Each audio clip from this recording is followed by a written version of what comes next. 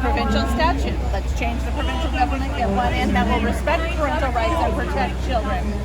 So the solutions are available. We don't have to spend millions of dollars in the court, because the courts are corrupt anyway, right? And that's going to take 12 years by the time we go through everything. We'll have an election within 2024.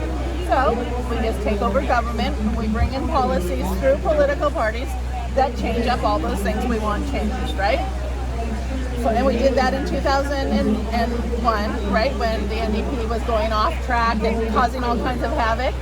They were a majority government. I think we only had 75 seats in the legislature back then. We obliterated them from a majority government, left them with 2 seats. They didn't even qualify as a political party. So one of the other parties had to give them status, right? So it's doable, but it required all the people coming together, singing the same song, voting the same way, and voila, problems were solved until Christy Clark came in, right? So do we have some political leaders that are stepping up? A group has now gotten together under the BC Conservatives, which is the oldest political party, not to get confused with the federal Conservatives, because there's no hope for them. They're as bad as anybody else at this point. And they have rewritten the policies, they've rewritten all the guides as far as what needs to be done, and they will put in a leader that will hold and make sure that those things happen. So at the next provincial election, if we get the BC Conservatives in, first thing they'll do is amend the Infants Act. Make it kids under 18 cannot consent to their own medical treatment. You cannot give them, whether it's COVID or Gardasil or whatever else they're injecting the kids in through the schools, right? We're modernizing the public education system, so kids will no longer be discriminated against if they don't go to the public system, right? Everybody wants their kids out of the system. It's run by a union. It's not run by you and I anymore, right? So what we do then is the money follows the kid. So right now, on average, $10,000 is assigned to every kid in the public system.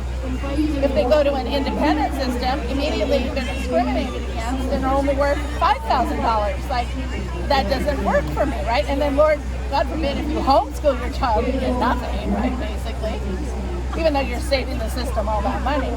So that has to change, because education has been derailed. Kids are not getting the proper education. They're not being taught to think. They're all into this social justice nonsense and hating their parents and hating colonialism and all the things that have given us these things, right? And creating division within our society. Instead of bringing everybody together, we're doing this pigeonhole politics so everybody hates everybody, right? No more. So there's been a lot of work over the last few months to bring that party into that kind of updating. We're talking BC, so that's the BC Conservatives. Okay. So here you go. Yeah. And so we need riding associations, because we don't want to lose the control over that party, right? So again, you need the people, like-minded people, coming together, and we're way more fun than the other side. Okay?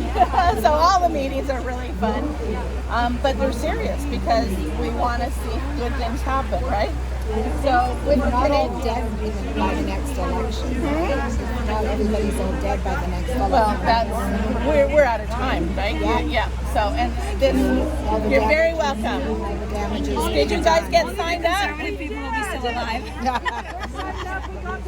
Critical thinkers, there's only 15 to 20%. No, is that bigger? I think it's more than that. I think it's going to be a very sad situation here in a few years. I just think I look at. I mean, the people that are. This is a very poor turnout for Victoria. Yeah. Very poor. So what I'm wondering is how many in BC do we have that are thinking like we are thinking? I think the majority of people, and I think we're seeing a lot of converts too right now. This has gone on too long. If we go into another lockdown, so in 2009 we headed up the Reject the Inject campaign for the swine flu. I don't know if you remember that pandemic, right? That suddenly just went away, right? But we had fun with that. We were really out on the front lines. We just said, hey, it's experimental. Why wouldn't anybody get this? And even the Dr. Kari Talking was the chief health officer at the time, and he basically agreed with me. He said, I'm not going to sing the song. He started inviting me to his press conferences so I could ask the right questions. I have a recording of going, Kari, the government doesn't want you here. Like, so at that, about 2 weeks after that incident, it just all stopped. It just like suddenly went away, right? So this has been a real interesting experiment in compliance. To see the fear that has been manufactured in people is really concerning. So we have a lot of work to do. But I think once that fear is turned into logic and you are conned, then they're going to be righteously angry. And there's nothing better than a bunch of righteously angry Canadians, right?